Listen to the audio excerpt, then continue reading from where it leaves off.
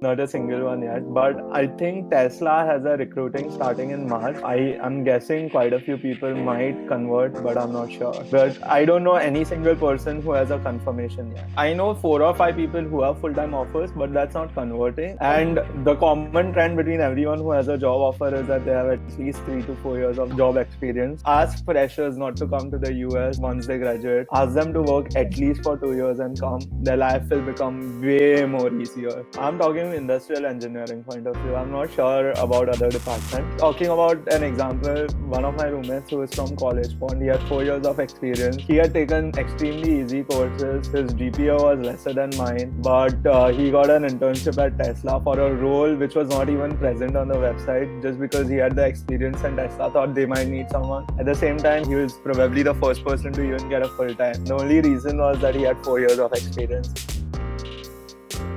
I just know 2 people personally really well because they were from DJ Sangli. One of them ended up converting to PhD and he is my roommate. And the other guy, he got a job at Lenovo. Frankly, I haven't really heard about anyone flying back to India because they haven't had a job.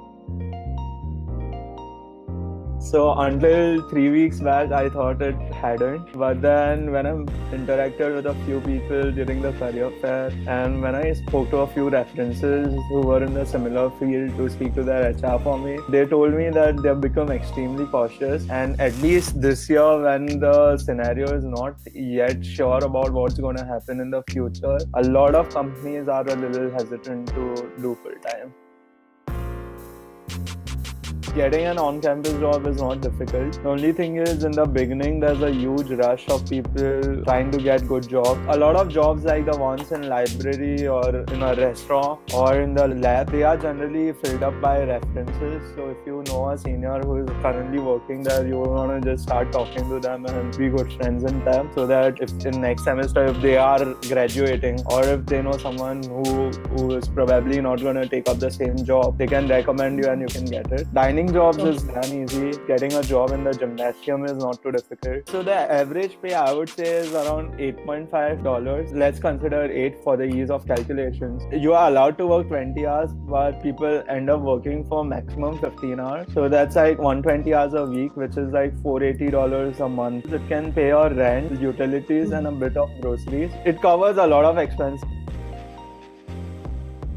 Jobs are a little scarce for mechanical engineering, and the only reason being that there are a lot of jobs, but most of them require you to be US citizens. The pay is not too high, maybe 65-70K. Internships and co-ops, the department is very choosy and they want it exactly like a lot of people end up doing thesis in mechanical. They want your internship to be very related to your thesis. One of my co-intern was in mechanical and luckily she managed to convince HR to print her offer letter that coincides with her thesis, but she didn't have to do anything related to her jobs.